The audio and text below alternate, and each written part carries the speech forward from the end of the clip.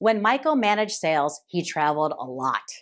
You could often find him out on the road, having one-on-one dinner drinks with just one of his 2 account reps, the male. Michael, a straight married man, thought that talking shop with his female account rep alone, over dinner drinks, out on the road, might be seen as scandalous. So he limited access to dinner with the boss to just one person, the man. This is an unintended casualty of METOO, a movement that for all intents and purposes has done tremendous good to amplify stories and voices of women who have not been treated fairly or respectfully in the workplace. But there's been a hidden cost. Though Michael, now CEO of a large company, authentically wants an inclusive culture where men and women thrive talking and working together, he's uncertain about crossing the line from an innocent comment to a harassment complaint. So he avoids the conversation on gender equity altogether. Now, how many of you agree that silence or even avoiding a conversation about gender creates an inclusive, progressive, productive work environment for both men and women?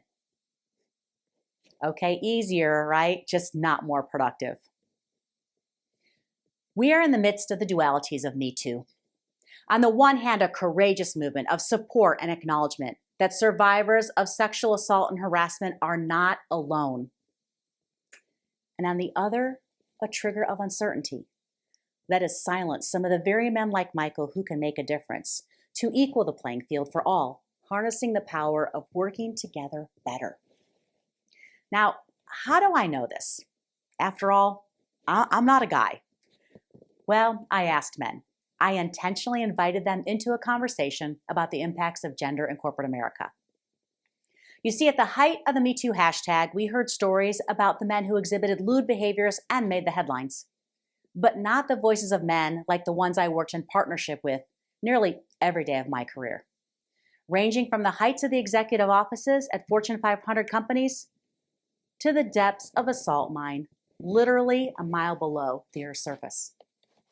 And this missing voice seemed to be a pretty vital part of the gender equity narrative.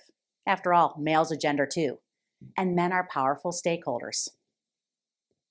A recent McKinsey & Company report shows that 75% of C-suite or executive level positions are held by men.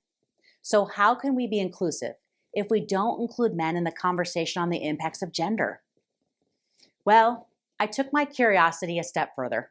And after delving into existing literature, I hired a professional researcher, enlisted a trusted friend, and together we conducted interviews with 30 men, ranging from CEOs to managers of large to medium companies across the country, representing a range of industries.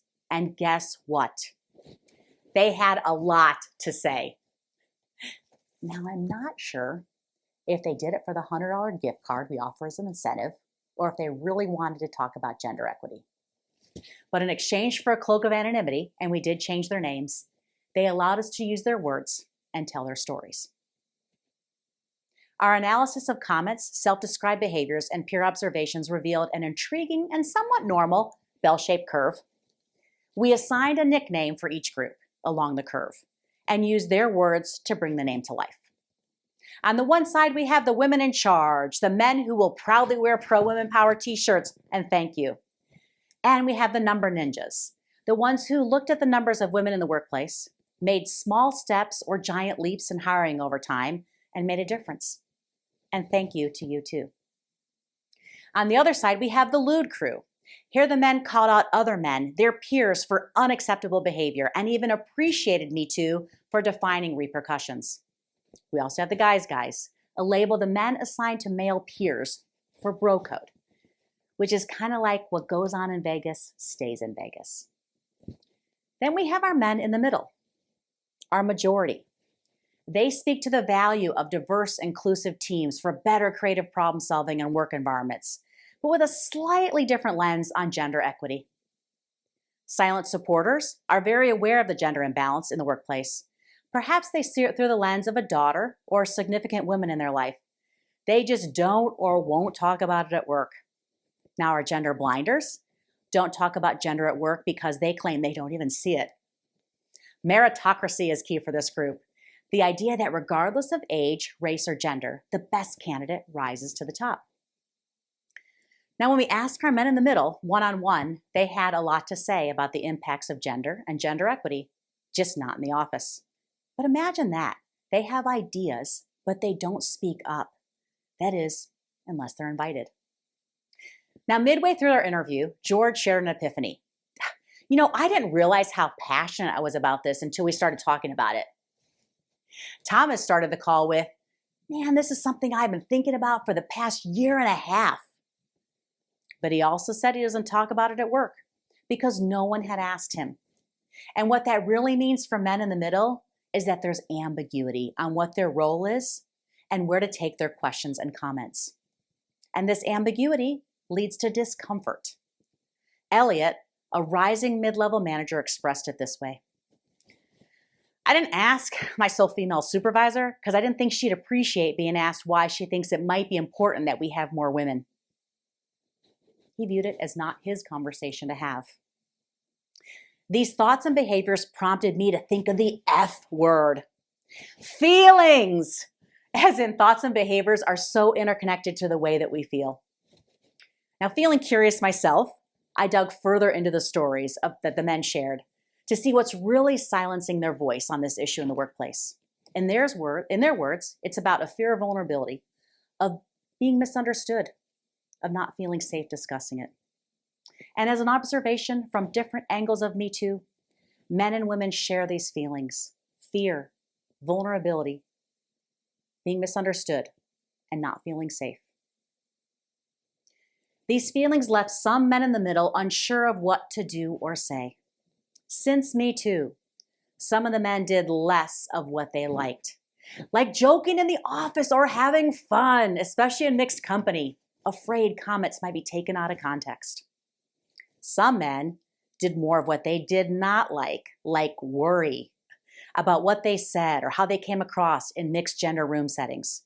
One man even said to me, "I don't intend to be a creep, but maybe I am. How do I know?"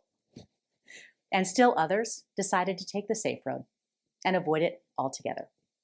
In the words of mid-level leader Greg, "After all, I'm not a woman, and gender is a woman's issue."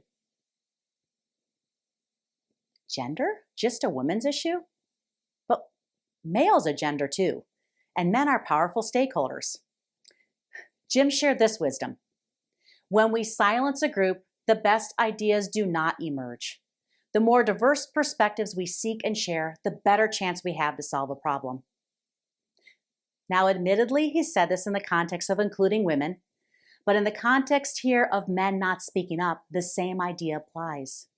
When we silence a group, the best ideas do not emerge. So what now? Let's run, not away from each other, but pave a path forward based on what we know today. The R in run is for reframe. Researchers suggest that reframing gender equity from a women's issue to a leadership issue, as in how do we get the best from all of our employees on an individual level and within the context of a workplace culture. The U is for understand what we have in common. Rather than focusing on differences, let's look at what we can agree on and establish a common ground. And the N is for negotiate mutual support. Through conversations and supportive collaborative relationships, men and women can help each other, inviting men to be allies for women and even for women to mentor men. And I'm going to add one more simple step. Let's help our friend Michael, whose story I shared at the beginning of this talk, and normalize one-on-one male-female colleagues meeting for professional purposes. Invite a male colleague to lunch in a very public place. Ask him about his experience with gender in the workplace. Take a picture and use a hashtag like #WeForGenEquity. In other words, let's highlight productive, healthy work relationships among men and women. There's a benefit for all of us. An academic paper in the Journal of Happiness Studies shows that when genders are more equal, women and men are more satisfied with life. What if we saw gender equity through the lens of this man in the middle? True equality is when all of us bring our whole selves to work each day, whether a woman is called assertive or a man is deemed emotional. As a mom of 2 women and 2 men, almost all in or near entering the workforce, I want all of my children to have equal opportunity to speak their truth. Imagine how productive we could be and satisfied we could be if we all brought our whole selves to work each and every day.